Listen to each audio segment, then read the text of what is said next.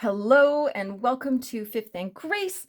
This is your seasonal shift and soul alignment tarot reading. And today we're going to look at transition, grounding, and recalibration as we enter the autumn season. How exciting is that? We made it! Woohoo! We made it for all of the autumn girls, all of the La La La girls, all of the Gilmore girls. We made it. We got here. Get those hoodies out, get those autumn sweaters out, get everything out that reminds you of this season, get the crock pot going, the autumn candles, all of it. All of it. I am here for every minute of it. I love autumn. It is my season. And in a few days, we go into spooky season. So expect a lot of that for October. It is my favorite time of year. Halloween is my favorite holiday, as I'm sure many of you know by now. And so yeah, I have lots of stuff planned for October and lots of autumnal things happening right now. So we've got stuff happening every day here on my channel. So yeah, let's dive in. So the first question we're going to answer today, what part of me is shifting with the season? Isn't that an interesting word to come out right now in the last little bit? The shifts we're all feeling. Isn't that interesting? What part of me is shifting with the season? Your mindset. Your mindset. You're willing to learn. You're opening your mind to learning new things. Oh my goodness, we're seeing so much of that. How many videos have we seen lately of people on Sunday morning doing something they've never done before? There's a whole shift happening. A massive shift. And I think everybody I know is feeling it in some way or another. That's something, they can't necessarily define it. They can't necessarily articulate it. But I'm hearing it, like people are like, I don't know, something just feels different. It feels different. I feel what in our Celestine Prophecy Reading Club, we talked about the restlessness, that like, I don't know, I want to do something, but I don't know what it is. And I think a lot of people are feeling that right now. So this season, I think, has brought a lot of things up. We are currently just in between eclipses.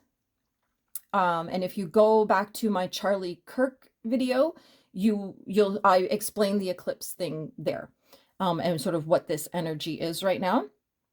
And so, yeah, we're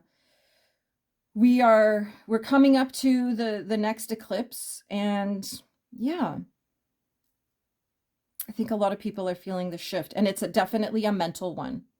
And it's so swords are about our words, our thoughts, our mindset, contracts, the written word, the spoken word. So this is why I'm saying that Sunday morning thing, going to hear the spoken word, reading the written word, learning new things, hearing new things, like listening to things in a new way, receiving information in a new way.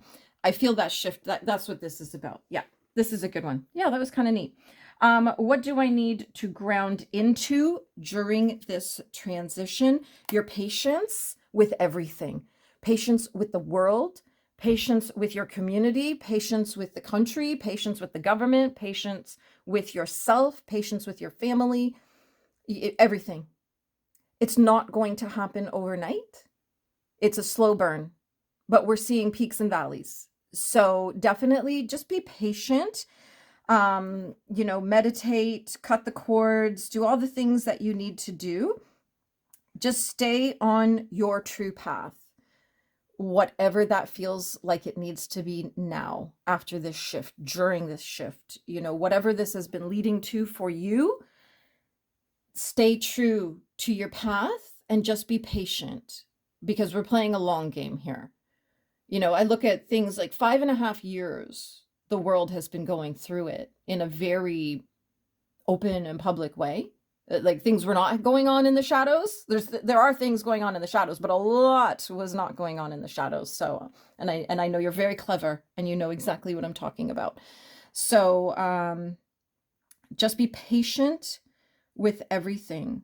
Read, meditate, pray. Meditation is a form of prayer, by the way. Saying thank you is a form of prayer.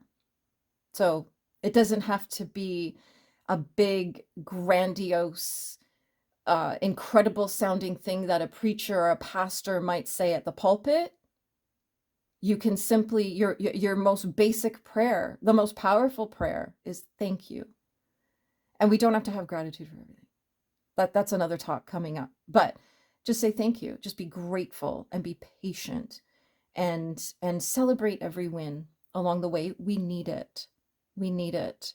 And that could be, you know, you walked an extra half a kilometer today that you couldn't achieve before. Celebrate that. Take a picture, post about it, celebrate it, cheer for yourself, pat yourself on the back.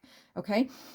That's the kind of thing we need to be doing right now, grounding into the earthly things, patience, our life, how we live, how, you know, ground into your physical being, ground into your community, ground into the world, and take care of your money too. Okay. Take care of your money. Make sure you know where it is. Gold, precious metals. Look into that. Look into that. I'm just going to say that. Whatever you do with it is entirely up to you for entertainment purposes only. Okay. So our final card here is, what can I focus on to feel more aligned on my true path? This is an awesome card. Awesome. I'm going to look up the timing of our Emperor. So the question is, what can I focus on to feel more aligned with my true path? And let's go back. So the Emperor, the date is Aries season. Oh yeah, that's right. This is the big boss man. The big boss man. So focusing on to feel in more alignment with your true path, you need to lead yourself. You need to, don't be looking for a leader. Lead yourself, and the true leader will come out. You just have to get yourself there. You don't need to lead anyone but yourself. And you know what? Perhaps I'm going to take that one tiny little step further. Lead your family. If you have a spouse and children, lead your family. Lead by example. Lead with conversation. Lead with thoughts and ideas. And you know, all the good things in life, and lead them through it. But be patient with them, because they're not where you are yet. They'll get there. They'll get there, but they're just not quite there yet. This is very masculine energy. And when I say that, I don't mean like this is about a man. It is often about a man. If I see this, I actually did a reading for someone whose husband died, and this card came through, and he came through, and woo, that was big, bold energy. Loving, but big and bold. This man was a big bear of a man that came through, and that was the card that came up, and boom, suddenly the energy in my living room changed. As I was reading for her, and I was like, who's this? What is going on here? So yeah, but it's just the masculine energy. And as I've often said here, mothering is masculine energy. So, you know, people are always shocked to hear that. Like, what? I'm a woman. I'm a mother. It's feminine. No, being a mother is feminine. The act of creating life inside yourself is that's, you know, only women can do that. But yeah, I said it. I said what I said. But the energy is masculine, and women can embrace this energy, that boss energy, bossing up. I always compare this to, you know, Gordon Gekko energy. If you want something done, this is the energy you need. And it's definitely about leadership, but we have to be cautious not to trample over people while we're trying to get there. If you want to get your family from point A to point B, don't trample over them to get them there. You've got to lead them with patience. Absolutely. This is builder energy. This is very focused. This is about creating. This is, oh yeah, again, back to these big shifts and new things being created. New communities are forming. I'm seeing it every day.